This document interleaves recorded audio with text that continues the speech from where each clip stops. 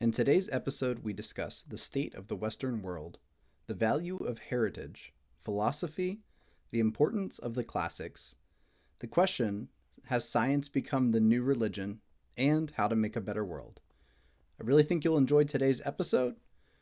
If you have a couple of moments and you'd like to support the show, I ask you to give the episode a share, leave us a review on your podcast platform of choice, or check out the book that started it all, Renaissance Wisdom, How to Flourish in the Modern Day, available on Amazon.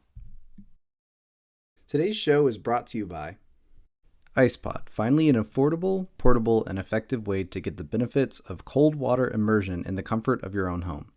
I opted for the Pro Bundle, which includes the Icepod, a water circulating pump, a special insulated lid, and a thermometer to check the temp of your water. Even in Georgia, the Icepod keeps my water between 60 and 70 degrees, and when I load it up with the 36-pack of water bottles that I use and refreeze after each session, I can easily get it around 50 degrees for the perfect cold water immersion experience. Despite being light and portable, the Icepod is super durable, and it's the perfect solution for anyone who wants to experience the benefits of cold water immersion without spending thousands of dollars for a home water chiller or trying to DIY your own. Cold immersion can help with recovery and muscle soreness, raise dopamine levels, help you wake up and be more alert, help you to burn more calories, mobilize brown fat, and more. Visit podcompany.com and use my special promo code SHANE50107 for $10 off your order, and each sale helps to support the show as well. Stay cool out there, people. Are you looking for the perfect high-protein snack that isn't loaded with stuff like MSG, nitrates, and sugar? Carnivore Snacks is the perfect high-protein snack made from quality grass-fed beef and salt. That's it. Each bag uses 1 pound of high-quality beef, lamb, pork, or chicken, salt, and nothing else. Aside from being easy, healthy, and convenient, they also taste great. These snacks are not just another jerky. They are way better. Give a bag a try, and I know you'll keep coming back. Check out Carnivore Snacks, spelled with an X.com, and enter coupon code SHANE05137 for 15% off your order, and each sale will help support the Renaissance Wisdom podcast as well.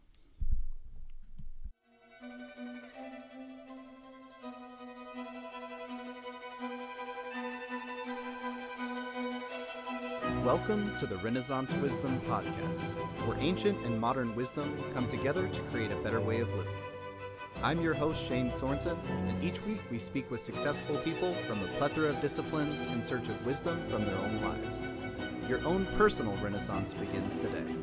Let wisdom be your guide.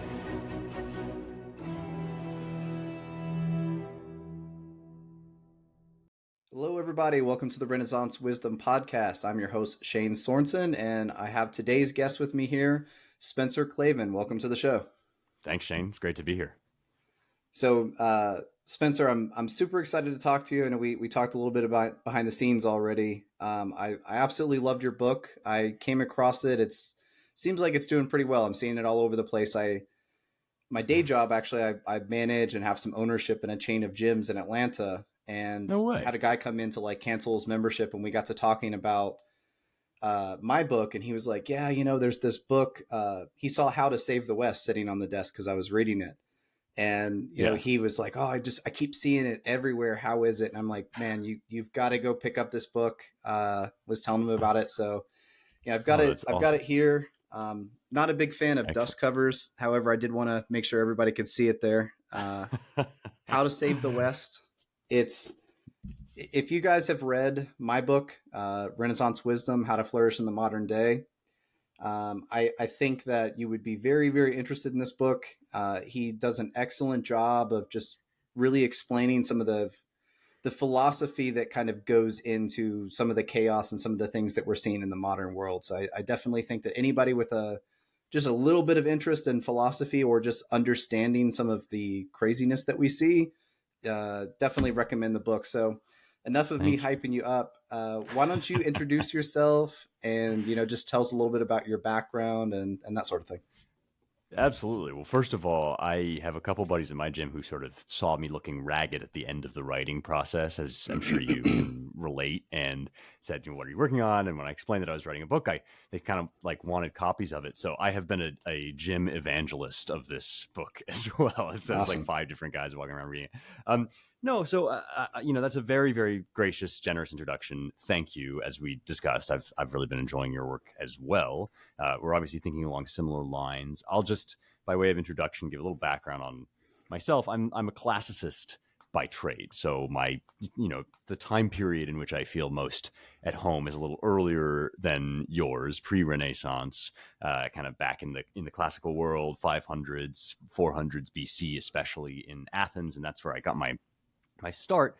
But I was drawn to that subject because from a very, very early age, I grew up kind of in this house surrounded by books. I was so lucky in that respect. And I didn't realize that was weird. Like I thought that everybody must love books. But as I go out into the world, you start to realize I'm the weirdo. Like most people sort of regard ancient literature or, just anything from before the scientific revolution as basically kind of backward or irrelevant or worse, like somehow, I don't know, prejudiced or whatever.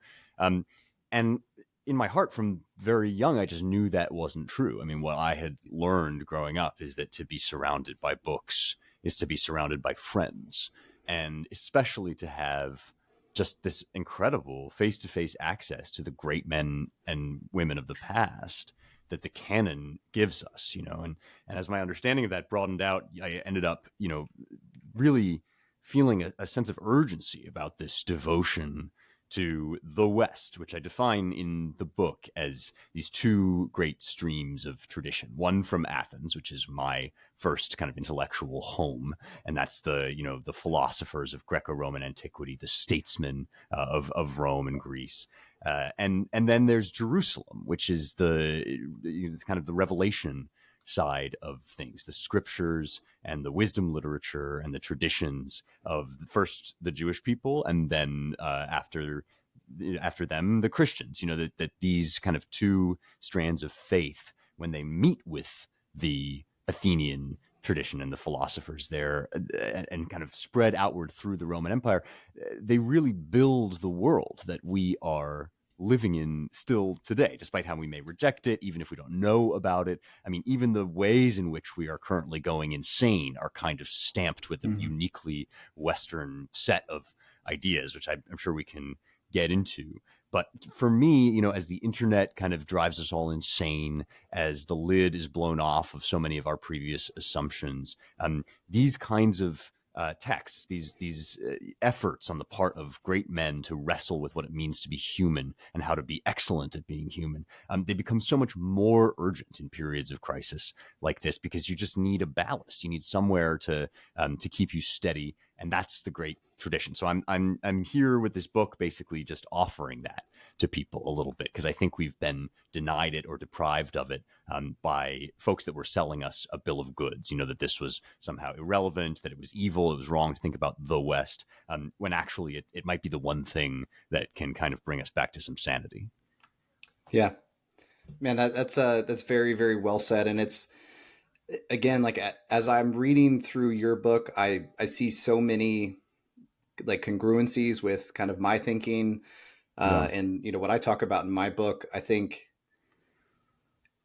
I'm gonna pay you a big compliment here too. Don't Like, don't don't do that too many times, or my head will get too yeah, big. But I'm ready. I'm braced. I'm braced for yeah. you. I mean, so like as I'm reading through your work and just the level of detail, and obviously, like I know you have a PhD. You've Yeah. dedicated your life to this. This is something that I picked up, as I'll say a hobby, 6, 7, 8 years ago, and I've read a ton.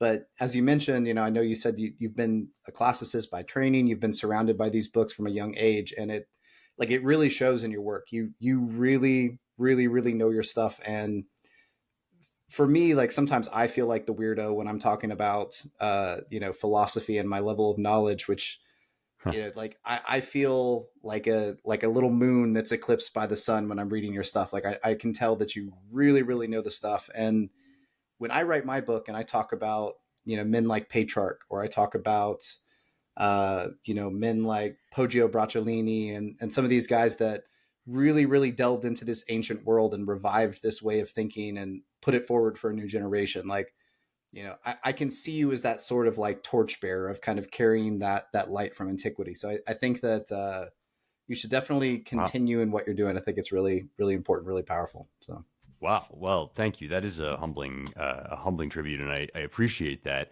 I think you sell yourself a little bit short, perhaps, in part because you know there's a certain kind of conversation that I've had often in my career, especially after I launched my podcast, which is called Young Heretics, and which is just a weekly kind of deep dive into one or more of these texts. Um, I would meet people who would listen to the show or just appreciated the work, and they'd start out by saying, I'm not that smart. And mhm. this was like what I quickly began to realize is that the minute somebody said that, I was about to have one of the most interesting conversations of my month, right? Um, Sure. because what they meant by "I'm not that smart" was like I don't have the PhD. Basically, I'm a kind of a hobbyist. I'm more like I'm listening to you while I'm on my tractor is like something that I heard very early on, like that sort of thing. And that idea that if you're not an egghead, if you're not a professional academic, you sort of don't have as much ownership or as much right to enter into this great conversation. I think that's a very modern idea, and I think it's a very mistaken idea because well the men that built the Renaissance were often not professional scholars. Sure. They were men of action, right? I mean, they were working on the farm. From some of them, I think of even Machiavelli, in Right. in Yeah. exile, who writes one of his greatest. One of my favorite things he ever wrote was this letter to Francesco Vittori about what he Hmm. does all day, and coming in from the fields and putting off his working clothes and entering into this communion with great minds. I mean, it's those sorts of people who are out living in the real world, trying to puzzle through actual problems, that can relate in some ways to guys like Plato, Aristotle, Thomas Aquinas, because these guys are trying to figure out real answers to real questions. They're not in some abstruse kind of Yeah. fantasy land. And I think that both of us, in our different ways, are really attached to that, to the reality of the stuff that these guys are dealing with. So it's definitely not like an elite sport in that sense. It's more of a kind of universal quest. Sure. And you'll think this is really funny when you get to the end of my book. Like that's actually how I Yeah, close out my book, is that letter. Because hilarious. I was Okay, thinking yeah, like, how do I end this book? And when I came across that in like my research and my studies, I could yeah, not think of a better way to close the book with like that's the spirit of the ancient world and the Renaissance right there. Like I go out and I play card games with my friends and we talk shit to each other, and yeah. I wipe the dirt from the fields off. Like on my lunch break, I read some Shakespeare. I read some Hmm. like some ancient work, and at the end of the day, I go in and I take my clothes off and I put my garb and I dim the lights and I pull my book out and I'm in a court with the ancients, right? I mean, Yeah, that's the power of the ancient world to just transport us. And something I'll touch on, which I do talk about fairly frequently too, is there's definitely a difference. Like I'm not necessarily a person that's impressed by a degree, yeah, especially in philosophy, because I've run into a lot of people. They're like so obsessed with Kant and like metaphysics and just arguing about like these these terms that maybe I don't fully understand, but it's like who really understands them? Like at the end right. of the day, like I think sometimes some of these philosophers got so so like just out there in their thinking and so vague that I don't even Yeah, know yeah, that they knew what they were talking about. And um, you know, as you know, the spirit of philosophy, right? It starts in wonder. It's a lover of wisdom. It's not like a lover of this like weird abstract knowledge that doesn't have any mm, kind of like function. And I think there's a place for thought experiments. I think there's a place for questioning things, right? But yeah, to me, like a yeah. philosopher is not someone that's just like buried in these really really abstruse like books. It's someone that loves wisdom, that wants to apply wisdom to their life. And I think that that's something that I see in you, is that you're not just like, the textbook philosophy nerd, but, you're like actually kind of living and trying to apply and seek out wisdom. So, I think that, to me, that's the more impressive part, other than, just the PhD and like the background in it. Well, thank you. Yeah, I mean, I think you mentioned Petrarch and some of the architects of the Renaissance, and that's really been um, that idea has been on my mind a lot, because I think all of us really who have discovered the value of ancient wisdom, of the tradition, of the canonical virtues, of seeking excellence, of the kind of plane of life that is more than just material. All of us are suddenly realizing that we're kind of rummaging through a wasteland to a certain extent, that so much has been lost or Yeah. forgotten or denied Yeah. already. And at the same time, much as the kind of the architects of the Renaissance might have felt this way too, I guess. There's this enormous new world kind of bursting forth around us, with many challenges, but also these incredible opportunities. I mean, I think it's at the outset of The Prince that Machiavelli says, I'm going to put forward a new theory of statecraft, and that's likely to make me vulnerable to as much envy as if I were discovering a new continent. And of course, he's referring there to the new world, right, which is opening up physically as these new kind of vistas are opening up philosophically. And I think, look, you and I are sitting here right now having a conversation that would have been impossible like 50 years ago. Yeah. Right. There's no way, I don't think, that we would ever have crossed paths, that we would have been able to read one another's work.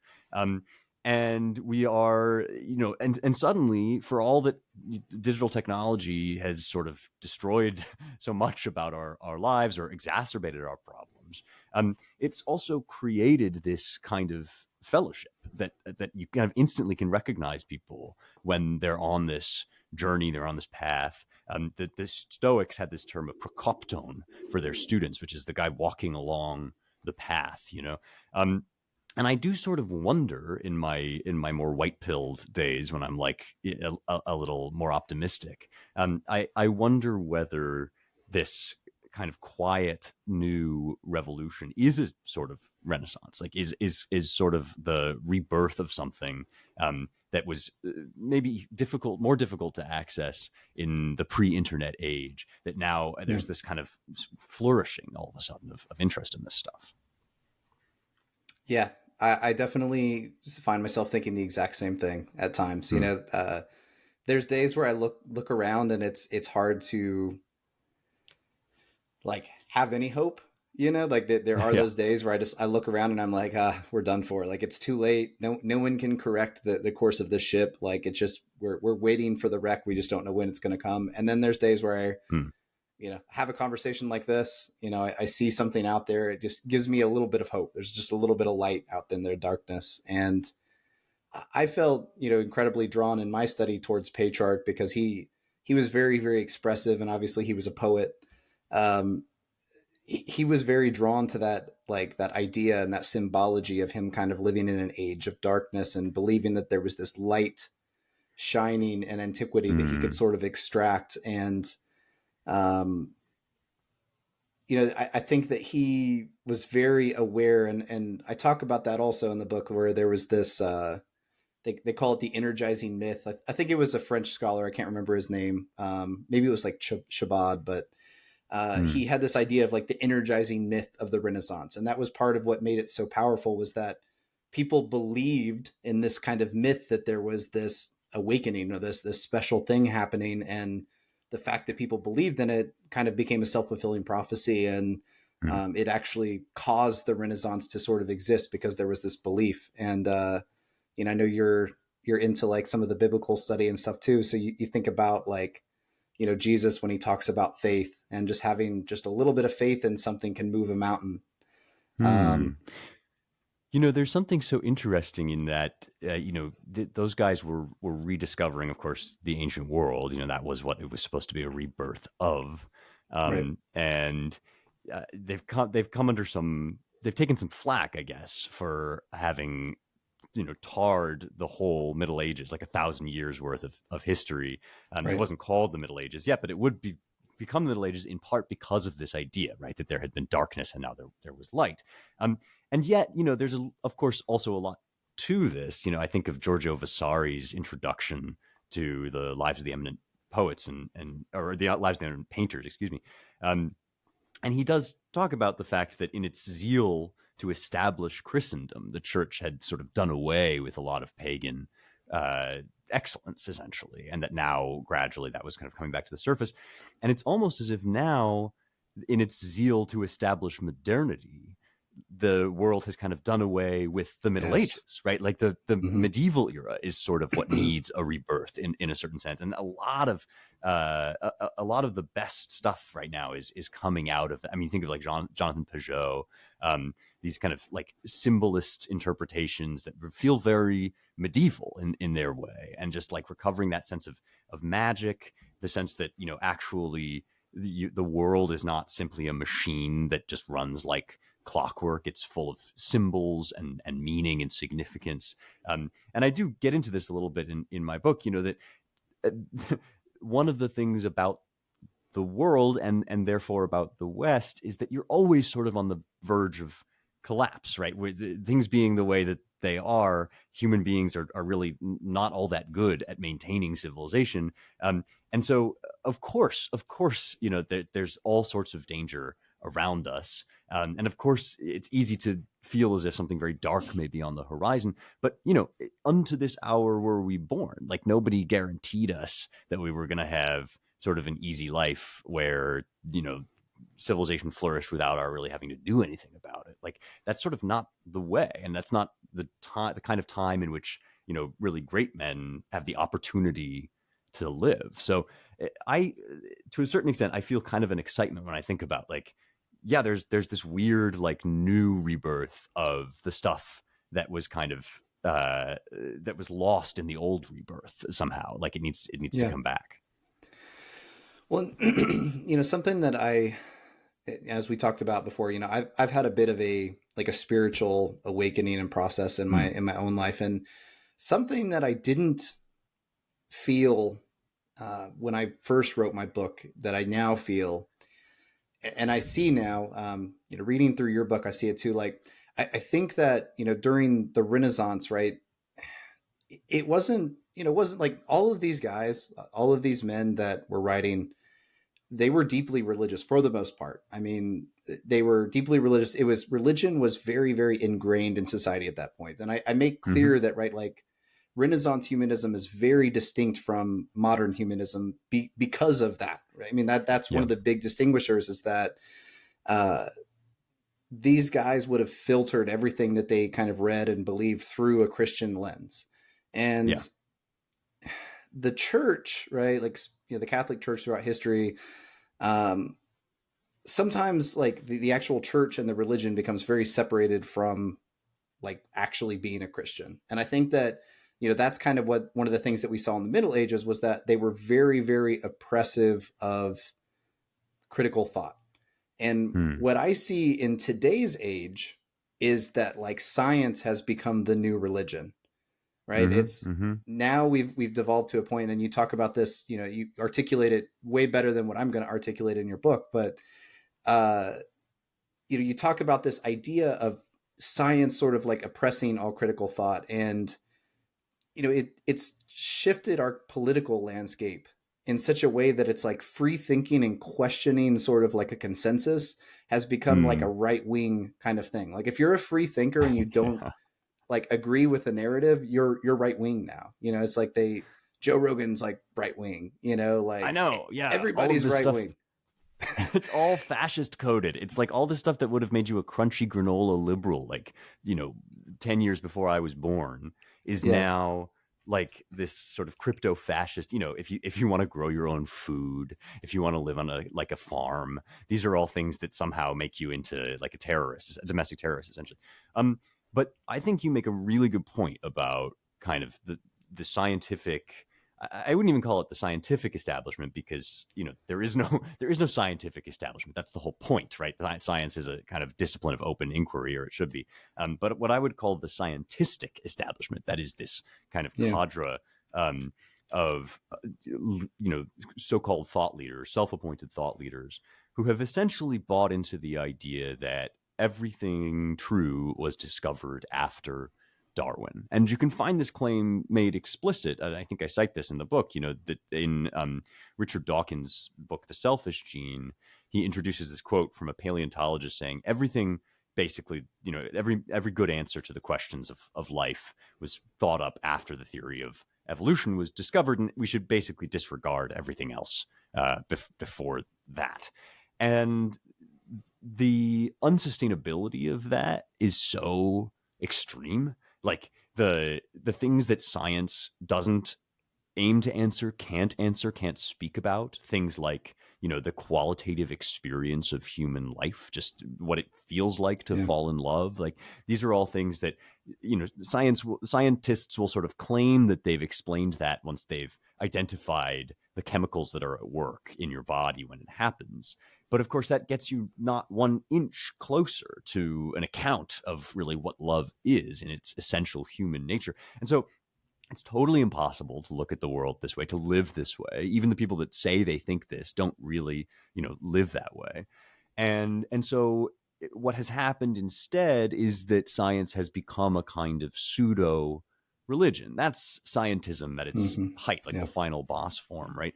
And I would argue that it's more close-minded, more censorious, more strict in its censure of wrongthink than the Catholic Church in the height of the Inquisition ever was. I mean, I'm being a little bit, I'm sort of overstating, of course, because like we're not burning people at the stake just yet, to my knowledge.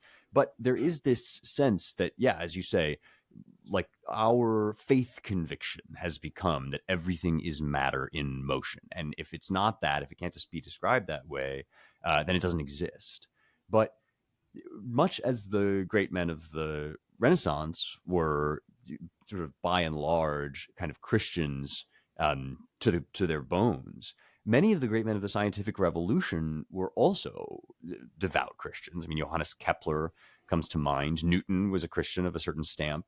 Galileo even, went to his death, so far as we know, believing in God. And it was because he believed in God that he thought the universe should make sense, right? That there should be a rational mind governing the way that things move, that, that has communicated some part of his plan or his ideas to our mind. And that's why we can understand. Like, if you don't think that, there's really no reason to expect that science will work at all. And so, yeah, I definitely get the sense that the real kind of rebellious thought crime in our day is simply to take it as real that there's something more to us than matter, like just to accept that there is a soul, or to actually act as if that were true is kind of the most radical thing that you can say. Yeah, I can't remember who I was speaking to. I spoke to someone. This is like months back, and it really struck me. They were talking about like what do you do to rebel as a kid these days, right? Because Yeah. when I was a kid, even back in like the '90s, what you did to rebel was like you spiked your hair up and dyed it green, and you listened to punk rock music, and you had chains and studs on you, and it's like now everything is like, so progressive, right? We've allowed everything to be acceptable. There's no bullying anymore for the most part. It's like we've become so open-minded that it's like what you do now is like you convert to like Greek Orthodox, right? And like you're like I'm like Greek Orthodox Christian, like that's how you like rebel now. Right. And it's it is crazy that we've gotten there. I want to talk on like we've talked a little bit about political kind of climate, and also just how kind of free thinking I think in general has shifted to where that's kind of become like a right-wing idea. So I wanted to ask you specifically, and this is a bit of curiosity on my part as well, like what's like the reception been like for you on a personal level? Because even though I think you're very, very, very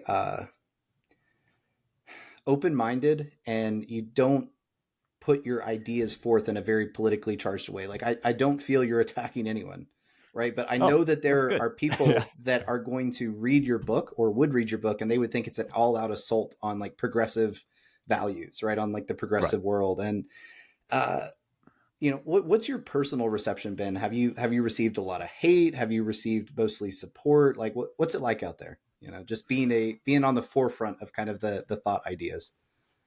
It's interesting, and I'll be interested once I answer to hear what it's like for you as well, because the first thing, the easiest and truest thing to say is that I have like the world's best audience, like just a gang of really lovely people that basically found my podcast, and which I was doing, by the way, without any expectation that people would be interested. I literally was like, well, if I'm going to do a podcast, I'm just going to do what I want to talk about. And that's like obscure. It's like Homer. It's like obscure Greek poetry. And immediately I had this experience. It was like holding out this little morsel of food and suddenly discovering that there's a world of hunger out there, right? Like, because the richness of this stuff is so much better and more satisfying than what's Yeah. available on CNN, you know, that those are the people that are hungry for that are the people that I tend to attract to my little, fiefdom. And those people are just, really to me, the most beautiful souls, like they're fellow seekers. They're people who are genuinely sincere. And even when they disagree with me or when they argue, they do so in just a really gracious way. So at that level, in my little world, everything is great. Now, of course, as I'm sure you've experienced, saying anything that is forcefully kind of anti-progressive. And you're right, I'm not here to like bang a drum or write a screed or whatever. But saying any of this stuff is going to bring you in for criticism, right? It's going to kind of make you an object of hatred. And I've been like, sometimes Twitter dunked on by some massive like pro-abortion account or whatever, and then you just have to kind of like mute your mentions for a little bit because they're gonna like scream at you and say vile stuff, or you can kind of ride the wave and like punch back a little bit. But one of my greatest satisfactions in the process of writing this book was when I sat down to record the audiobook. And I kind of, you always, maybe you don't, but I always wince when I go back to my old work in fear that it's not going to hold up, that it's not going to be quite as good as I hoped it would be or whatever. And so I sit down and I'm going to like read this whole thing start to finish. And the thing that really struck me as I was reading, this is really not a screed, like as I was writing, I thought this is a pretty like forceful set of Yeah. statements about how to live well. But I was like, no, this isn't actually, I'm not angry at all. And I think that's the key, is that so much of our anger, even righteous anger, right? Even when people are justifiably frustrated with the pieties of the modern world, when there's injustice and people get mad about it, when we scream over that, when our voice kind of reaches that pitch of fury, it's always obvious that we're operating from a place of weakness and fear, right? Because we feel threatened. And of course, the world is very threatening. Like, don't get me wrong. But the truth is never threatened, right? This was St. Augustine's great quote. It's like a lion, let it out and it will defend itself. And I think that if you really believe in this stuff, if you believe there's a soul, if you believe that right and wrong are not matters of mere interpretation, but are moral absolutes, if you believe that there is such a thing as the good and that life is kind of designed to invite you into it, that you're supposed to strive for it, then you don't have to be afraid. You don't even have to be afraid if they come to crucify you. Like now, of course, I would be very afraid if that Yeah. happened. I don't mean to like portray myself as some superhuman hero, but like the proper posture, I think, is always confidence rather than anger. And once you like see that, so much of the criticism that comes at you just seems like flimsy and small. Like that's what's really surprised me most about having a bigger public presence, is that when these people start screaming at me, I always thought I would be kind of like hurt by it. And I'm actually just sort of bemused or even like a little sad, like what are Yeah. you doing with your life that you feel like you have to scream at a stranger on the internet or paint your face and go outside the Supreme Court and take your shirt off? Like what's happening there? So I guess that, yeah, like there's always internet gunk. Like that's kind of you bake that in when you set off in a career like this. But um, I really think the key is actually not. It's just to be a little bit less angry. We could do with more of that. Anyway, what about you? What's your experience of this been like? Well, you know, I've tried to be really, really, really mindful to try to stay as neutral as I can, Mm, kind of up until this point. But I think that I've kind of reached a point where I'm like, okay, if I'm going to be labeled a right wing extremist at this point. You know, yeah. I've been talking to a lot more people that would be considered, you know, on the right end of the spectrum, and it's like it drives me crazy to even say it because, you know, it's like I'm sitting and talking with you and having a discussion, and like I know you're not a right wing extremist, right? Like I understand this because I have like an actual grasp on reality, but so many people would read your book and they would be so like triggered, right? And I guess I've kind of reconciled myself to the idea that if that's going to happen to me, which at some point, you know, if I garner enough of a following, it's probably going to happen just because it's unfortunately the way that the world is.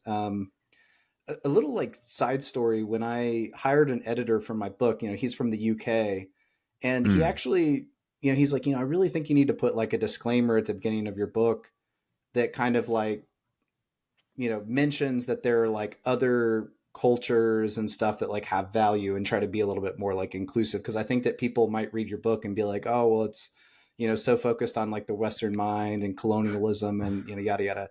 And uh, I wrote this little like disclaimer that I put at the beginning of the book, and I hate it. I hated writing it. I hate that it's there. mm, Because you know, like I don't think that I need to be apologetic for having a, um, you know, focus and a love for, you know, not just kind of like the history and the culture that shaped our world, but, you know, my personal kind of like heritage. I don't think that's something uh, that we should need to apologize for, and I don't think that being proud of, you know, your tradition in your world, or, you know, having patriotism for your country, or, you know, these aren't racist like supremacist ideas, right? Like it's okay for every culture and society to celebrate their history, except for, you know, someone that's from the Western, you know, kind of like European tradition. right. Uh, That's what's and that most. That's the only one that's not allowed. Yeah, exactly. Yeah, and that, you know, that's not okay. And I'm to a place where I'm okay with saying that. And if that gets me canceled, or, you know, if some people don't listen to my podcast or don't want to read my book because of that, like, you know, I'm okay with it now. I think I've definitely reconciled myself to that fact. And I caught a little bit of this like recently. I've gone on to the carnivore diet, so I'm doing carnivore. I had a guest on a Nice, while man. back, Anthony Chafee, sorry, Dr. Anthony Chafee. He's pretty prominent in Yeah. the field, and, you know, talking with him like really pushed me over the edge. I kind of cut out fruit and things too. Hmm. But, you know, I'll do like a post, or like one of my sponsors is carnivore snacks, and, you know, people are like, "How dare you?" They get so angry, and um, like you said, I think that so much of the anger that we see in today's world is it's really coming from a place of pain, you know. Yeah. And that, like where you said you kind of you sort of feel sorry for someone, like when you see someone that their life is such a mess, there's so much chaos, they're so angry and hurt, and a lot of this stuff is just coming from a place of like not feeling at home, not feeling a part of anything, and it just kind of like an animal does when an animal's backed in a corner and hurt, you know, it's going to lash Hmm. out and bite someone. I think that at an individual level, I have a lot of faith in human beings, and I think that we're basically good, and people basically want to do good. But we just kind of come to a place where it's, I think people are just very lost. Well, I think what you said about being backed into a corner, that's really beautifully put, and I think that must be right. First of all, if you're running gyms and you're lifting weights and you're eating red meat, it's already a lost cause. I mean, you're a Yeah, foregone right wing extremist. Like, yeah, no, that's one of the things that has suddenly become bizarrely quote unquote right coded, is like wanting to get big and go to the gym and whatever. And like, that just speaks to, I think, the depth with which these categories have like sunk into people's brain crevices, you know, that you would get sponsored by a dietitian essentially, or talk to a dietitian, and suddenly you have betrayed people or whatever. And by the way, the right is not immune to this. I mean, it's very easy to fall afoul of some purity test or another if people have kind of pegged you as their, you know, right-wing champion or their conservative hero. Like, one thing that struck me recently, and I was talking a little bit with some other friends that podcast about this, is, you know, when you and I get behind the mic and we have these conversations, or we speak, you know, we monologue, we do very much, I think, imagine ourselves in a relationship with the people on the other end who are listening, right? Like, they're here, we hope, because there's something we have to offer them that they can take away and chew on. And from that stance, if that's your perspective, well, if you or I say something that, you know, we disagree with, or that the people listening disagree with, it's like, okay, fine, like, don't do that thing. That's sort of normal. Every friendship, every relationship has that in it. So just take what is useful to you, and maybe think through why you disagree with the rest, and you might sharpen your own point of view. That all seems perfectly normal and part of the course. But a lot of times the relationship isn't actually the same on the other end. Like, the people listening aren't always thinking about you the same way you're thinking about them. To them, you are their spokesperson or their mouthpiece, right? Like, you are somehow the champion of a set of views that they feel they can't get out there as effectively, or they feel is threatened and is kind of under assault. And so then if you deviate from that, if you think the truth lies somewhere else, then it's a betrayal, right? Then you've somehow let them down, or what have you. And that's just, I think, to me, the part that is unhealthy, and that speaks to a need of real relationship. Like, people are sometimes using parasocial relationships and online fandoms as substitutes, like tofu versions of deep community and family, which has been so eroded in the kind of acid bath of the modern world. Like, none of us have these kind of like deep roots, and you know, we've maybe not lived in the same place for a long time, and so we're turning instead to these kind of like online visions of the world to give us our sense of mattering, which explains, if you think about it, why every political movement is now framed in terms of like Black Lives Matter, you know, this trans lives matter, this or that matters. It's like, if you need this political coalition to tell you that you matter, then I think, you know, I wish something better for you. Like, I think you ought to have people around you to whom you matter. And that's one of the great kind of insights, I think, of the classical tradition, is that you need to be nested inside of a family network. You need to be nested inside of a community, because otherwise that hunger for mattering is only going to be deeper and deeper. Like, it's going to be bottomless. And in order to satisfy it, you have to just like yell at people until they fall in line, which explains a lot of what's going on. Yeah, it is. You bring up like a really good point about just, you know, obviously, like, if you're having a conversation with a friend, you try to be, if you have like any kind of awareness or empathy, right? You try to be like aware of things that may trigger them, right? You know, like, if, Sure. and I don't know, maybe I shouldn't use the word trigger, but you know, that I'm like, triggered by your use of that word trigger, I'm afraid. yeah, No, I get what you mean. And like, yeah, that's a thing. Sure. you're like, you know, hey, like, if I got this friend and I know that he's sensitive to being short, I'm not gonna make a joke about him being short, right? You Oh, I kind of definitely like, am. Just to be yeah, clear. yeah, you're like, I'm gonna get in there anyway. I mean, that's Salt the wound. exactly where I'm going. Yeah. Yeah, But yeah, okay. you know, like, for the most part, we try to be sensitive to, you know, like, people around us. We try to be considerate. You know, I think, like, if you have, like, again, any kind of awareness, like, I try not to stand in someone's way at the store, or block the aisle with my cart, or, you know, whatever. Just these little things that we do because we're just trying to be, I guess, like, active, you know, good members of society. And I feel that, you know, like, one of the things that I think about is, like, with progressivism and particular, is it's like there's this idea of like we have to be intolerant of intolerance, right? Yes. That's definitely, I think, a big danger to democracy, to our modern society. And another thing is too, as you mentioned, with like the technological world, and, you know, people being canceled. It's so easy. Like, when I posted a like a story of me like with a steak. I cooked a steak, and someone was like, how dare you? You like you're killing animals, you're causing hate in the world, and all these terrible things, and they're like unfollowed. Right? It's so Right. easy to just like push the button and the person's gone. And Mm. I feel like maybe that's more of a thing that's happened because of the ability to do that, right? Because you can push a button and block someone, and they've just been removed, and then that translates into kind of your daily life, and you're like, okay, well, if there's someone that I disagree with, they're just gone. Yeah. There is no dialogue, there is no discussion of what we disagree about, and let's find a resolution and find where we can kind of have common ground as a human being. It's just click, you're gone. Yep, I just Yeah. won't talk to Yeah. that person anymore. I wonder if that's a little bit of a Mm. symptom of the modern age, right, and the ability to just remove someone.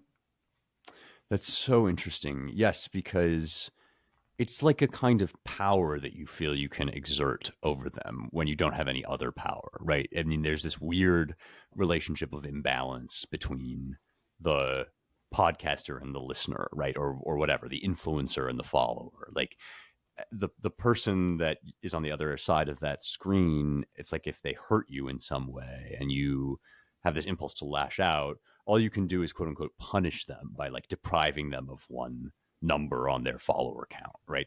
And as you say, what that actually does, it probably doesn't bother, the person on the other end too much, but it does erase from your view everybody with like anything remotely different about them that you might like disagree with or whatever. I talk about this. You may not have gotten to this part in the book quite yet, but at the very end, I talk about this Greek concept of philia, which is one of the forms of love in the Greek language. And famously, Greek has all these different words for love.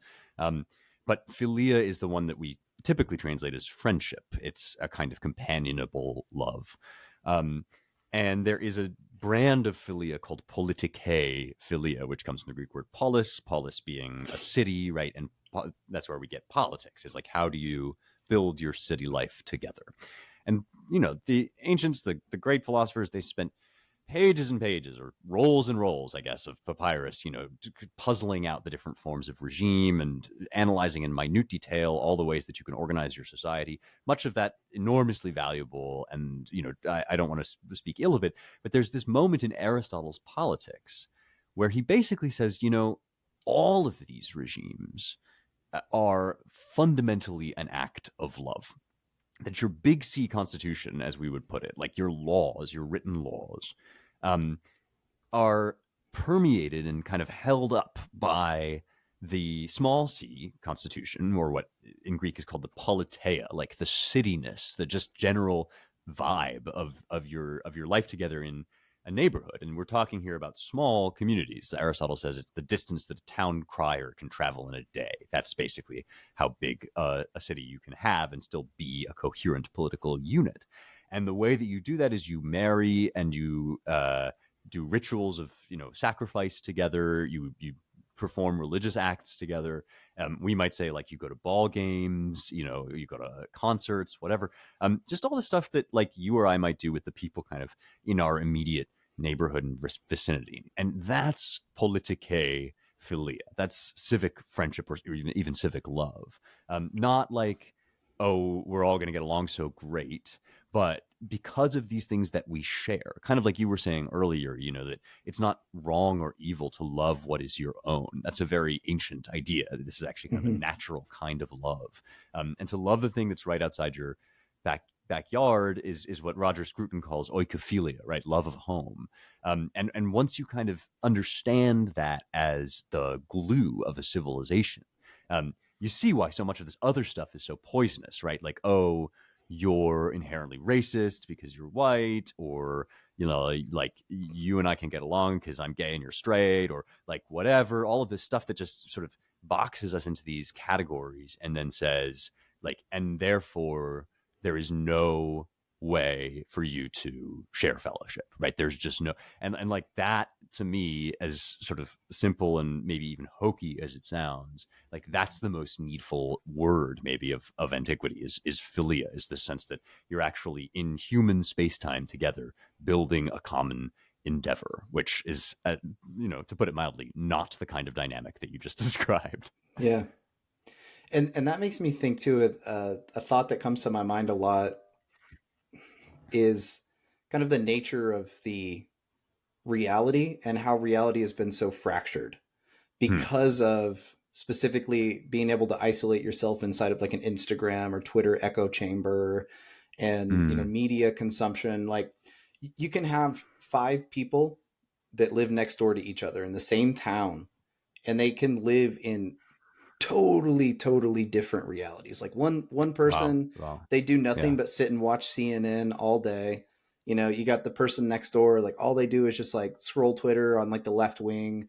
Then you got someone next door, all they do is like sit around and watch Fox all day. Then you got Yeah. someone next door, they watch like the Daily Wire constantly, like, and you'll Hmm. have these five different, families that are geographically like as close as you can possibly be, and they would like be on totally different planets. And that's Hmm. something that, with the internet and the consumption of media and the spread of kind of information, that I think we've never experienced this. It's never been like this before. Most of the people in history, like even with big media news, like they watched the same news channels. Yeah, maybe there were, Hmm. two or three options, but people were kind of on like a shared wavelength. And I guess, we you talk about that, right? That's part of the chaos as well. Is like how do we relate to anybody anymore? Because you can just isolate yourself into this little world. It's fascinating. As you're talking, I'm thinking, what's the closest analog for this? Because you're right, this particular situation sort of seems unprecedented.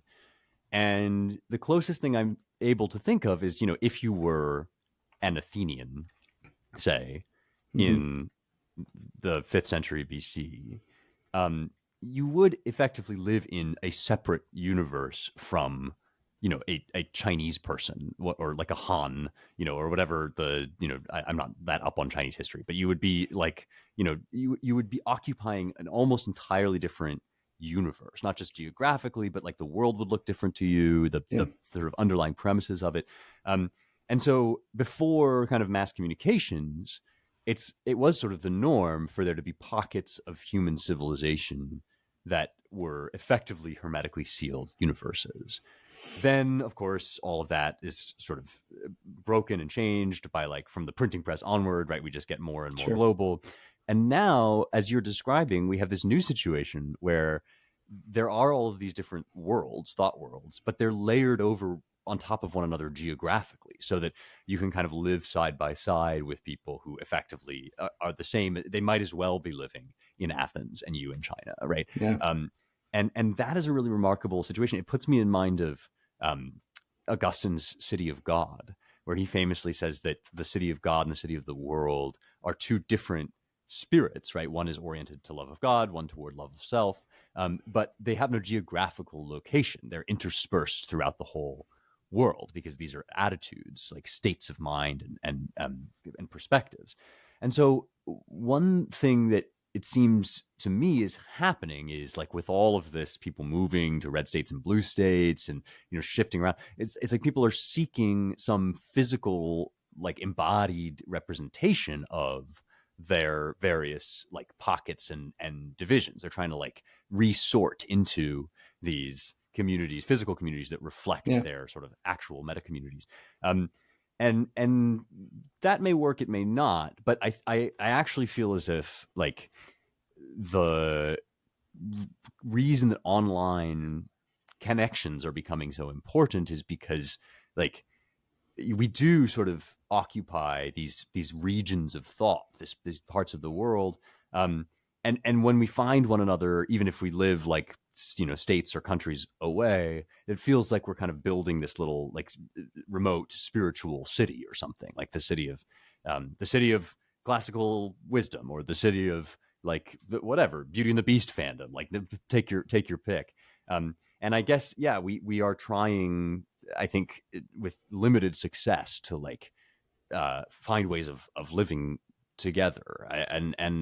My hope is, like, my optimistic version of this is that gradually over time, this process, like, kind of reforms little communities, and they might have, digital adjuncts where you're talking to people in the next town over, but that you actually are kind of building through compromise, but through and through kind of moving around, you're building a life together that looks coherent again. But it's a turbulent process. There's no question. Like, we are definitely in the midst of something very old ending in the form of, like, I think, scientific materialism, and something very new beginning in the form of these, like, they're almost like neo-feudal medieval online communities or something. I don't know. Yeah. And I guess that's why it's so important where you talk about, because my evolution through philosophy is I sort of like self-studied, and I started in the ancient world. I started with Socrates and Plato and the Stoics and the Cynics, and I followed sort of the progression of Western mind. And for some reason, once I started hitting like the more modern world, with the exception of like a few thinkers in the more kind of like, post 1800s philosophy, I really lost like connection. I just, I didn't really have like a connection to what I was reading. I wasn't super inspired by a lot of it. Yeah, there were some cool ideas and it kind of opened my mind, but I don't know. I lost a connection to that. And I think, as I progress and as you follow the Western mind chronologically like that, you wind up, at least for me, I kind of wound up at Nietzsche. Nietzsche was kind of like, that was like the end point. Nietzsche to me was the culmination of the Western mind and where it was headed. And to me, Nietzsche is still my favorite, even though he's more of a modern. I love his thought. I think he's very misunderstood. I think that there are parts of his philosophy that are very enlightening, are very powerful, that can help someone. I do think there are parts of his philosophy that I experienced recently can be very damaging and can actually, be harmful. I think that one thing, a lot of people mistake is, he wasn't celebrating the death of God when he said God is dead. He's lamenting it because he understands that, like, God was like the idea of God, whether you believe God exists or not, the idea of God kept people unified. It kept, like, as Karl Marx says, right? Like, religion is the opiate of the masses. It kind of just keeps people like congruent and quiet and sort of like content, and gives them like a centering inside of themselves that grounds them despite the chaos of the world. And as we lose that, it's so important, I think, to focus on finding that grounding. And like you said, finding what's true, right? Like, I always told myself, like, there is no objective truth, like you're Rene Descartes, how do you know you're not just a brain in a jar and there's a demon that's influencing you and making you feel and think and experience? And like, that's true, right? Like, logically, if I think through it, I can't disprove any of that. It's very hard, but at the same time, like, there has to be an absolute. It just, if there is no absolute, there is nothing.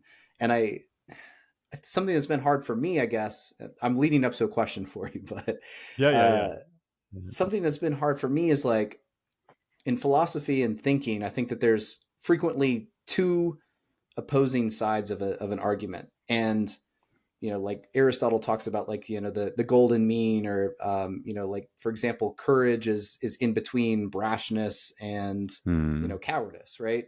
We have to kind of find that balance in between the two. And it's something that I've always struggled with. And I've asked religious people is, how do you reconcile faith with logic? Right. So I guess, I know this is a super loaded question, right? And maybe there's not sufficient time, but, for you personally, how do you reconcile, faith with logic? The logical Western mind kind of meets the spiritual, absolute. Okay, I'm going to say some stuff, and then we're going to have to talk again another time, because there's like so much here. But yeah, I know. It's not enough time. First of all, just a brief question. In your journey to kind of the 19th century, did you ever encounter any Dostoevsky? I haven't. I have some of his books on my shelf. I haven't gotten into him yet. But yeah, I asked this with no. I'm not asking to shame you. I'm asking because there's this wonderful essay by Martin Heidegger, who was a very complicated, much like Nietzsche, was a very complicated figure, and ended up caving to joining the Nazi party, essentially. And but Heidegger understands Nietzsche's death of God, I think, very, very exactly. And he says that what it amounts to is an admission, an acknowledgement, as you say, in some way, a kind of lament that the all transcendental ideas have lost their persuasive force. And Nietzsche saw this before almost anybody else did. That's why he put the words "God is dead" into the mouth of a madman, is because he felt like one, right? He felt like he was looking at this world that had basically become materialist, that had accepted mechanics, Newtonian mechanics, as like the final answer to all questions, the final account of all reality. And he said, and you people walk around in this world as if there's still such a thing as virtue or love or grace or God, right? But those are all non-material concepts. They're nowhere to be touched or felt. At one point in his book Daybreak, he says, we look back to the history of mankind to find greatness in our origins, and all we find there is the ape. There's like just this sort of natural churning of all, warring against all. And so, when Heidegger says that or interprets Nietzsche that way, to me, it feels like, and I think this is what he was getting at, it feels like a flattening out of reality, like the vertical dimension of existence has somehow disappeared.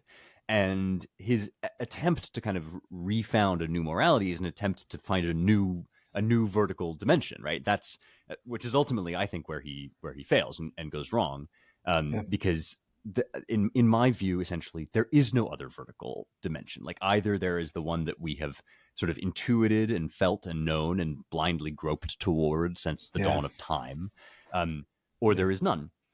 And so I raised Dostoevsky because Nietzsche said that Dostoevsky was the only psychologist from whom he had anything left to learn. He stumbled upon one of his books in a bookstore and was blown away and haunted by Dostoevsky, who was basically the only other person that saw all of this coming. And Dostoevsky's novels are prophetic. There's a character in one of them that is almost identical to like the Leninist revolutionaries, to Trotsky, and the sort of predicts the whole Red Terror, because he sees the emptiness of this flat universe, right? He sees that inside of it, people are just going to be basically fighting like savages and tearing one another apart. And so Dostoevsky's approach, which is quite different, and he did kind of retain his faith, although he was a tortured man. He essentially says, the absolutes, the moral excellence, the transcendental ideas, they're not like out there in some floaty other platonic space. And so if you go looking for them there, it will sort of seem as if science has disproved them, because science can account for so much physically. But what you have to understand is that the spiritual realities are here too. They occupy the same physical space and time as the mundane kind of motion of matter through the world. And so in novels like the Brothers Karamazov, what kind of happens is people live exactly as their philosophy seems to dictate, and yet there is this kind of irreducible humanity to them in their actions and in their life. And to me, it's like, either we are, as you say, deceived by Descartes' demon, and all of this kind of extra human stuff that we layer onto our science is just bunk, right? Like, you're not really in love, it's just chemicals. Like, you don't really aspire to greatness, that's just a blip of adrenaline or something. Or we're not deceived, and that the world throbs with more than matter. So you don't have to give up an ounce of your sort of scientific accuracy. You can describe the world in purely logical, material terms, but logic itself demands that in order to even do that describing, the you who describes must be something more than matter. You must be something with free will that can make choices, that can evaluate truth and falsehood. And so if you get to a point where you've explained your own self away, and then there's an alternative view that says yourself is real and morality is real and the transcendental plane is real, which of those two points of view is more logical? Like which of those leads to madness, and which one accounts for the world more fully? For me, it's actually faith that has more reason in it, like and a clearer, truer description of the world. Yeah. So much to unpack. There's a lot there, I know. It makes me think too of like Nietzsche. Something that I got obsessed with when I was kind of going through this. I'll just say I went through an abyss. Okay, like Yeah. my progression of philosophy, kind of my desire to have faith in something, but not really finding faith, and I got obsessed with Nietzsche's philosophy and his focus on the Dionysian. And this idea of kind of like we've been too stuck in Apollo, that the logical, kind of like structure in Western mind has like destroyed kind of our deeper, more animalistic kind of like urges and things, right? Like we forgot to kind of celebrate the god of drunkenness and learn to laugh, and we became so logical. And I got obsessed with this idea, to the point that I have like Nietzsche and like Dionysus and Apollo busts and stuff all over. And, I thought I was on the right course, right? Like I felt like, okay, my emotional side's been trapped by this logical mind. I've been living carefully. Um, I've been too focused on like structure and thought, and I need to start living, not recklessly, but more impulsively. I need to start living through my emotions. I need to start living through my feelings and my impulses. And long story short, I mean, there's a progression of this, but I was in a long relationship. I, got into this like weird, like hookup thing with this, other woman. And, I got very confused. I ended up, ending a, long relationship, cheating, doing a lot of things that just really, like, for me, they're very out of character. They don't feel like me. And I got obsessed with this idea of like, the Ubermensch and the will, right? Like I need to manifest my will. And I started, I went out and I got a condo, and I was, hooking up with all these women. And, it hit me when I was seriously considering going out and getting like this like blacked out like BMW convertible, right? I was like, and I got obsessed with like furnishing my apartment with all these like philosophy busts and books. And it hit me. It was like the BMW was the wake up call. I was like, man, like this is not me. Like, what am I doing? Like, what is this image that I'm trying to create of like, I'm trying to be this, like this man or this person.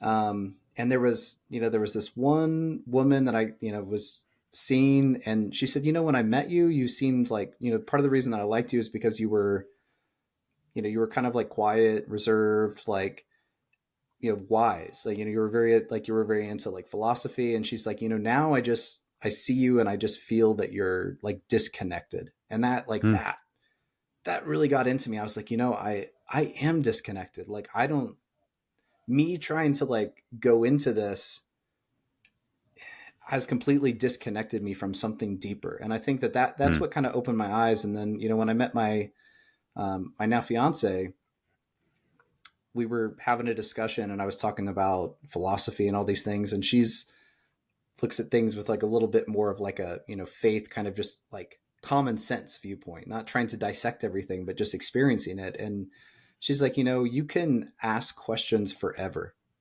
right? Like you can infinite. And I know this, right? Like from my study. It's very wise. Yeah. Yeah. You can always just keep questioning and questioning and questioning. But at some point, like you either go crazy like Nietzsche did, or you decide to put your faith into something. And I think of Kierkegaard and the leap unto faith. And there's so much in that, right? That like, if we just pull everything apart, there's absolutely nothing solid to stand on. And if, as human beings, right, there has to be something to stand on. There has to be something solid to believe in.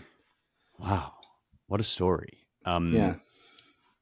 It's funny because the sort of life that you are describing, and this sort of attempt to fill the void or to seize initiative back or whatever. Um, that is also very right-wing coded. I'm not trying to Yeah. peg you as a like crypto conservative or anything, but Hmm. there is this strain of thought now online, maybe that is very heavily Nietzschean. Like it's inflected with all this Nietzschean, and it kind of overlaps with some of the manosphere stuff and some of the Andrew Tate stuff, but it's not quite the same. And it basically, there's a lot in it to kind of really understand and admire, I think, because it's a reaction against, as you say, the true things that Nietzsche sees about our kind of, whatever hyper softened The culture, inversion right? of values, right? That he talks Yes, about. Yeah. yes, exactly. And it's like he's right about that. And so it's easy to think that he's right about the solution too. But the problem is that the solution is basically to, instead of seeking meaning from the outside world, to generate it from yourself, right? Which just leads, as you're indicating, to kind of these bigger and bigger displays of selfhood, like the just sheer abundance of my masculinity, my wealth, my like ability, my impulsive streak, like all of that will kind of fill the void, and I will create meaning and value out of nothing. And ultimately, the reason that this leads so often to madness is that we discover that we're not a source. We're not an original source of virtue. Like we are seekers after virtue, and we feel that in just our whole orientation.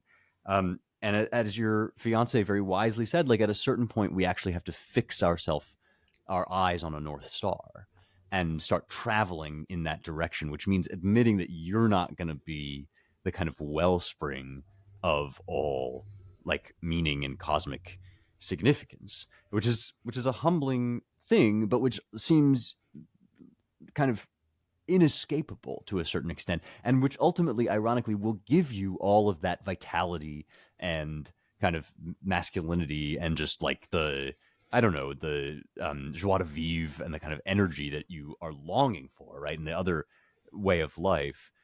You'll get all of that if you fix your eyes on some external good, right? Something that's really worthy of your worship. Just it'll come naturally in the process.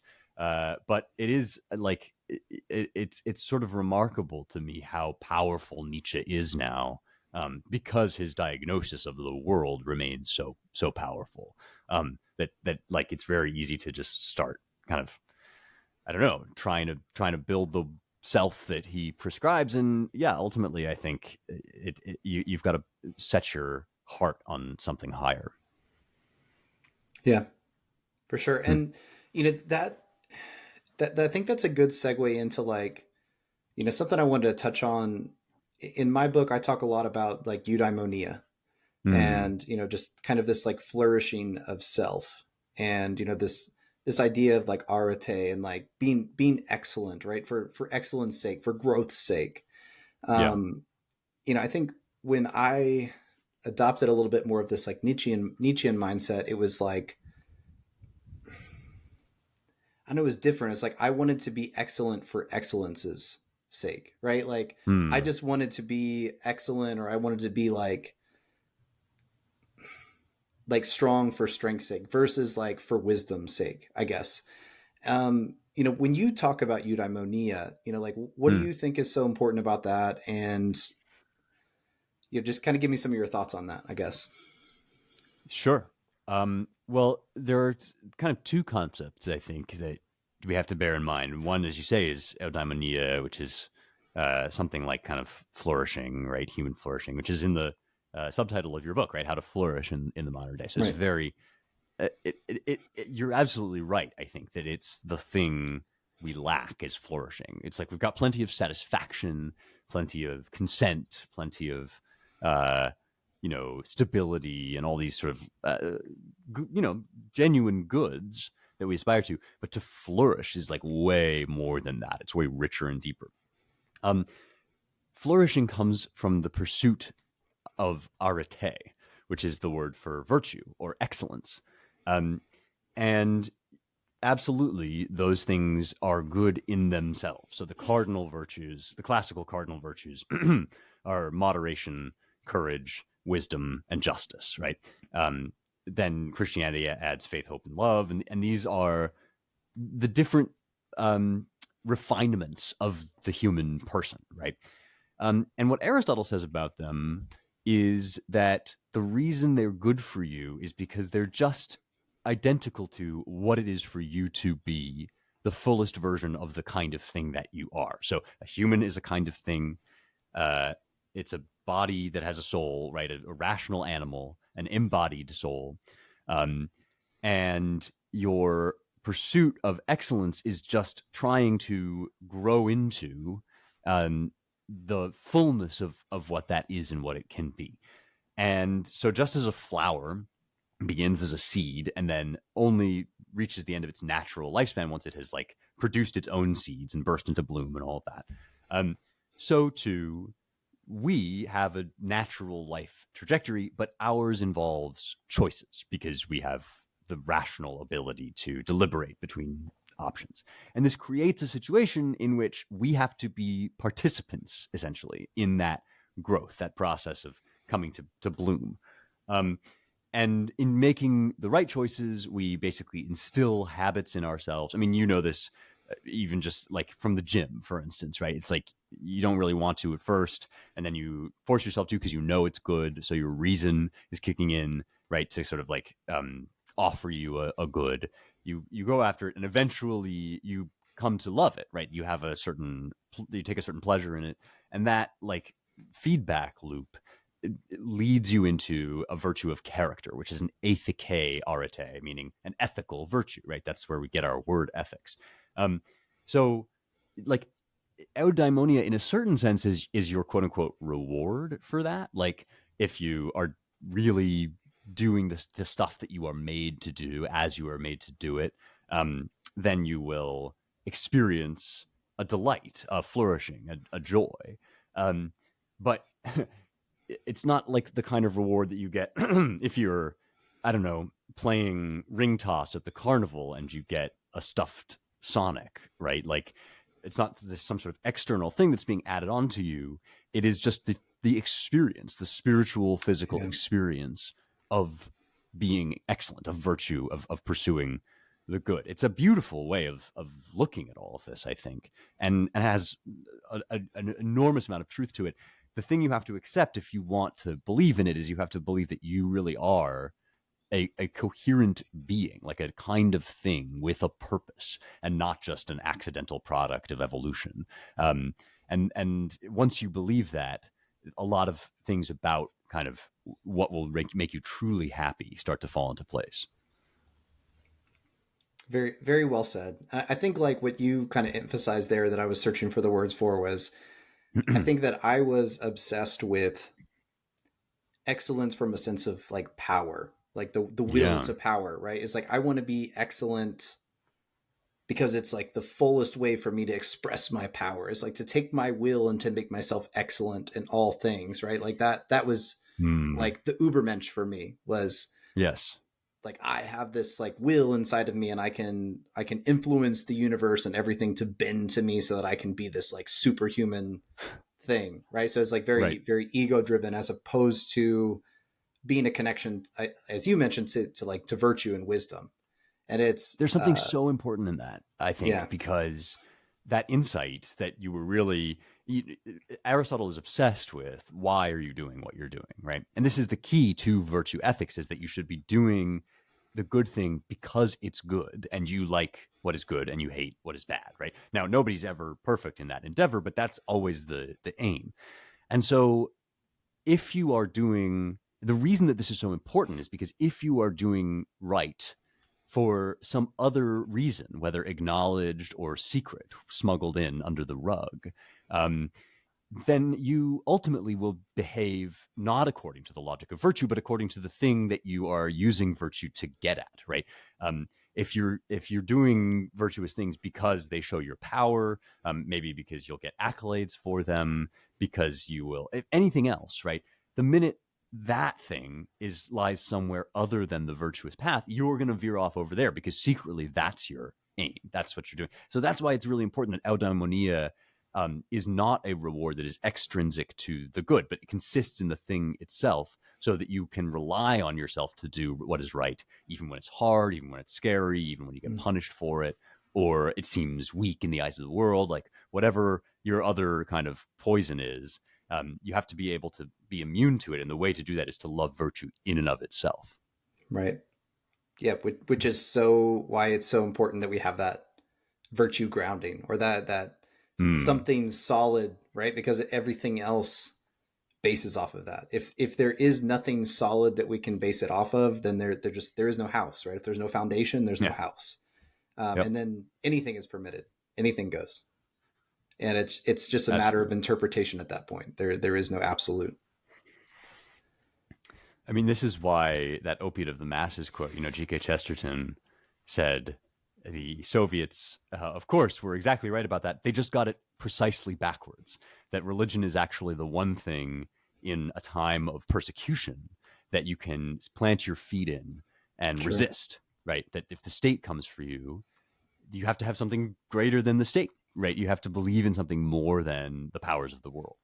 And virtue is ultimately, since I believe it belongs to God, right? Virtue is a form of that kind of transcendental grounding, if you like. Right. It makes me think of and we're running kind of close on time here, so I can't delve into it as much as I like to. But I went through a period where I was reading Proverbs a lot, and I think it's so striking that we hear from Lady Wisdom, which makes me think of like Boethius, right, being in his prison cell and like reading like Lady Wisdom comes to him and gives him these visions. But Lady Wisdom tells us in her own words, she's like, I was there when God created the universe. I watched all of the creation. I watched everything. And, basically to live without me is to live without God, right? Like to live without wisdom in your life is to live without anything absolute, right? I mean, in a way it's very hard to differentiate and separate, I think, wisdom from the idea of God, because they're so intertwined from creation, from Genesis. Well put. Well put. Yes, of course. The Christian tradition identifies Lady Wisdom in Proverbs variously with the second or third person of the Trinity. My intuition is that the second is right. That's the Son, right? The through whom all things were created.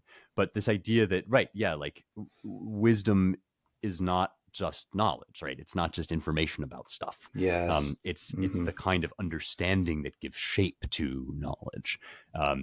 And without that, if you don't have the idea of form, how could you make anything, right? Like, how could God have created the world if he didn't have intrinsic to himself some shaping principle as well? Like, he didn't just pour a bunch of dirt kind of out into the void, right? He made earth, which is like has a shape, and he formed man out of the clay. And the Hebrew word is yatsar, to like mold, like a potter molds something, and that's the word that's often used of God's action.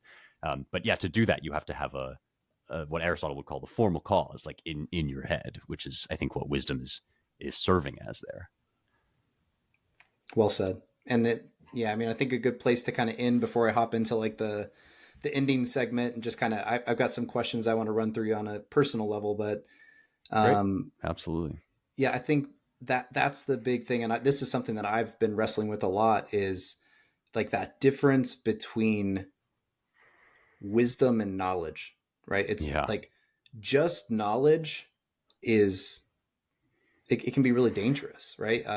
Like knowledge of how to build a nuclear weapon without the wisdom of what to do with that knowledge, right? Like it's the wisdom that can take that technology and turn it into a way for us to generate power and, to maintain peace and things like that, right? But just the knowledge of how to build a nuclear bomb with absolutely no wisdom is chaotic. And we see that everywhere. Like pure knowledge is dangerous unless there's that wisdom of how to apply it behind it.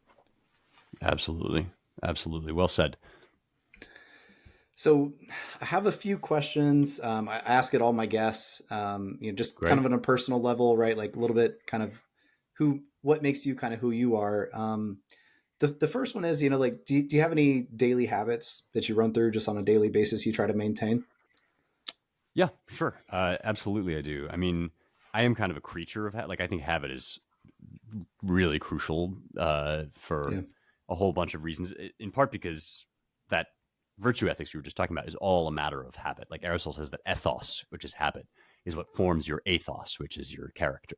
Um, so the first one's waking up super early. It sounds like we both kind of do that. I I'm an early morning supremacist. I know that it's supposed to be kind of a matter of no consequence whether you work late or get up early. But for me, the early morning hours are really when I do my best work, especially writing because there's no one else around, you know. But then prayer is the big one for me. I mean, there's this line in the epistles, pray without ceasing, which is kind of crazy if you think about it. Like, how is that even possible? But everything is supposed to be an act of prayer. And I learned this in college when I was really struggling. I had to like reach out for help for anything that I did, you know. That's still really stuck with me. I sort of make sure to reorient myself in that vertical, in that vertical dimension, I guess, throughout the day.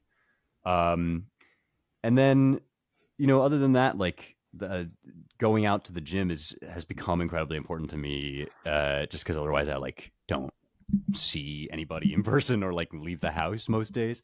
Sure. And so some sort of like contact with the world, with, you know, with your body, with like sunlight and just existing is like very salutary for me for the kind of work that I do. Yeah, those are all big things, and you know, I of course I expected, or you know, I'm sure that reading's part of that. You know, I'm sure you have a lot more Oh habits yeah, than that too. that's But yeah.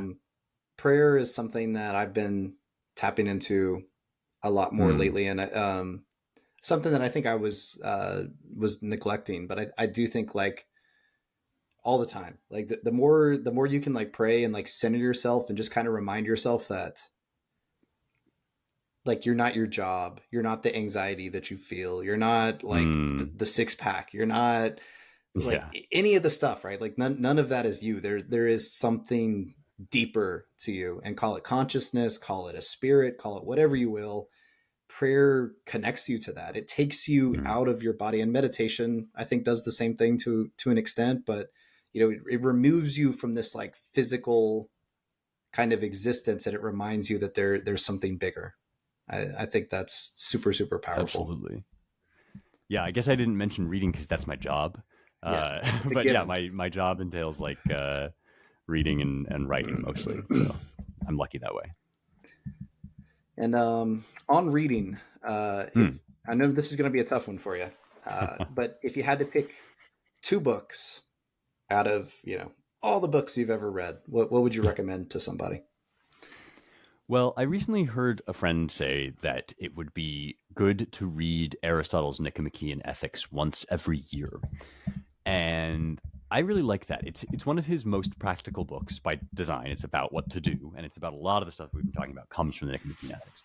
Yeah, So I there's a lot of stuff in the ancient world that could kind of count here, but I think that's one um, that it would really repay, because books that are meant to seep into your habitual life, they have to be revisited, right? They're not just like, oh, I read it and now I figured it out. Um, hmm so that's one that's just sort of really central for me. It just kind of sits right at the heart of my concerns, and I think it's extremely useful to basically everybody, about how to be good at being human. And then um, the other one, I guess, would have to be the Bible. You know, if you're only going to read two, but if I can cheat and say like that, the Bible is almost like a way of life more than a work of literature. Although, I mean, you could say even if you weren't religious, like you have to read this thing to know like where all of our language comes from. But I don't sure. know if that counts or not. So if it doesn't, I would say the complete works of Shakespeare. Just like there's almost every human uh, activity, almost every human passion to be found in there. You'll learn more about human nature from his plays than almost anything else. Nice. And you know, I was reading. I have like a you know collection of like the Shakespearean tragedies, and Yeah, I was reading that when I kind of ran into you, and I wanted to read your book, so I actually paused Shakespeare as nice. my Shakespeare reading, so I could get through your book, so Whew. I could talk to you a little bit. I'm gonna have Uh, to answer for that in heaven. I think that I took you away from Shakespeare, but hopefully uh, Bill will forgive me. yeah, I'll hop back in. I don't think that There you go. you know, at least there was some Shakespeare in your book, right? There was some Yes. references in there, so Mm-hmm. Now, what about and I get mixed answers on this one. Do you have any personal like heroes? Anybody like you really look up to? It's interesting. I was thinking about this because, you know, uh, ideally I try not to like, elevate anybody above, Yeah, yeah. like the level of, but of living men, I admire my father enormously.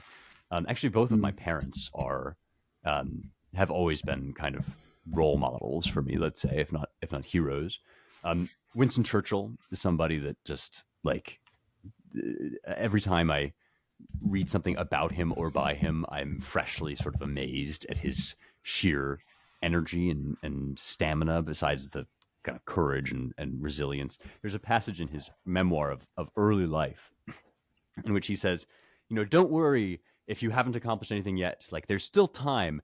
20 to 25, those are the years. And of course, by yeah, 25, Churchill had like fought in a war and been a correspondent for some of the country's best newspapers and all of this sort of incredible stuff.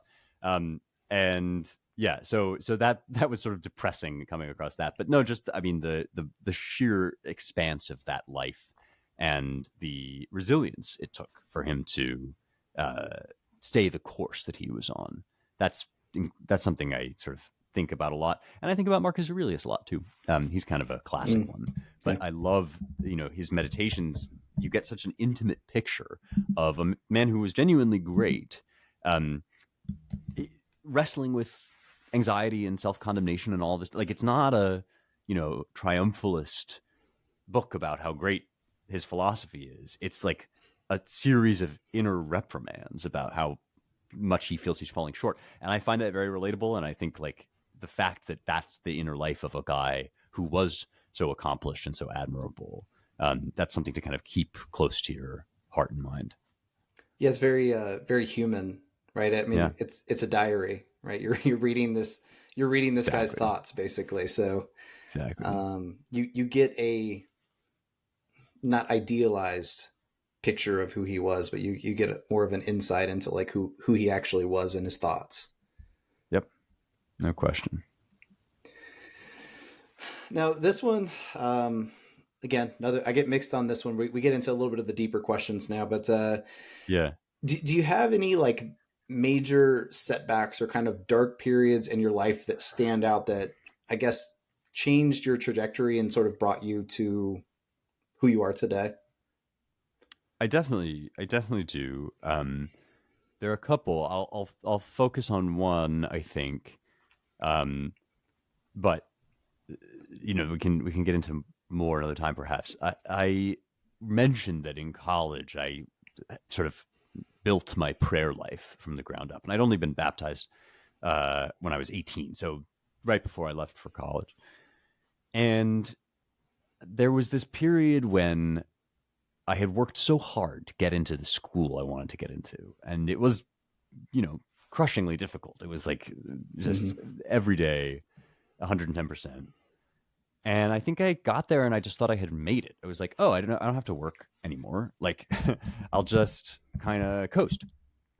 And that really quickly became a toxic, a poisonous way of living.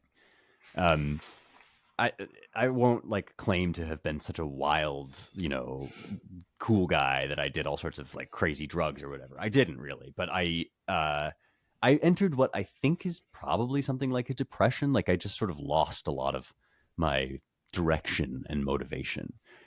And that's when I first encountered the negative power of habit, I think, in the deepest possible way. Because by the time I realized that I had made a Mm. mistake, that actually I loved working and I should try to accomplish more now that I had done this one thing that I was into, and that I had a whole long life ahead of me and I didn't want to just like lie around for it. Once I figured that out, it was sort of too late for me to like get back in the swing of things. Like, I had become kind of listless and lost a lot of my discipline. Um, and that was the first time in my life that I realized I didn't have the internal resources to meet a challenge. And so, as I said, the only thing that ever got me out of it was that I slowly realized I had to just pray for the discipline to do anything, like an incredibly humbling experience to be like, I'm not going to be able to get out of bed and brush my teeth unless I ask God for the motivation. But I genuinely came in that time to realize that that was my situation. Like that was my state. And I still believe that about myself in some fundamental way. Like that's, I think, where we all are, is in that position of need. So, very painful, like kind of regrettable time in some ways. I made a lot of mistakes, but also, the foundation stone of a lot of what I've done ever since. I think that's not too uncommon to kind of come out of those periods with a feeling like, maybe it wasn't ideal, but you also got something you would never have gotten out of it, which for me was prayer. Yeah, I find that really interesting too, because it's like that story is one that I hear a lot. Like people, they go to college and then they hit the real world and they're like, this is it. Yeah. A lot of the stories that I hear from like high achievers, people that have, done things of note, is that it's like you work so hard to reach this point, and then you hit the point, and then you have this like crisis of meaning where, like Frankl kind of talks about, like, it's like everything you've done has been for that moment, and then you reach that moment, and then you kind of have to reset. And I think that, a lot of people respond to that by going through a depression and then kind of like setting the next goalpost. I find it interesting that you had a different sort of response, and kind of like humbling yourself and just kind of saying, all right, there's a meaning in, God beyond me, and making yourself small, as opposed to being like, okay, well, like now I've got to go for the next thing. Oh, interesting. Yeah. I mean, I've never quite thought about it that way, but like I've certainly done more since that time than I ever thought I would be able to. But yeah, I think part of that experience was just like kind of thinking it out down the line and saying, well, I just got into Yale, right? And like, it was great and that was nice, but it didn't fulfill me forever. Like, it's not, I'm not actually set for life. And so presumably if I now, like, I don't know, fly a rocket to the moon or win the Nobel Prize or whatever, like I'll just be in the same position. Like it sort of it became clear to me that, all man's riches are as nothing, right? Like that you could go as far as you wanted in the direction of achievement. And if you didn't have something extra beyond that, it was always going to be a little bit disappointing. And I think that's held true. I mean, don't get me wrong. I freaking love success. Like I want to succeed. I'm an extremely ambitious person. But I think, Milton calls ambition the last infirmity of noble mind. And that's, I think, really right. Like if that's your highest good, just like if power is your highest good or money or whatever, you'll ultimately get burned. Yeah. Oh man, I wish I'm gonna have to either come on your show, or we're gonna have to have like another conversation, or like an off camera conversation. But absolutely. Last question I have for you. This is the big one, that I think adds a lot of kind of insight. If you could go back in time, hop in a time machine, go back to, I usually say like a teenage you, because I feel, the teen years are a time where most people are kind of struggling. They're trying to look for direction. They're figuring things out. Yeah. If you could go back and give yourself a piece of advice, knowing what you know now, what would it be? Yeah. It's this is hard because whenever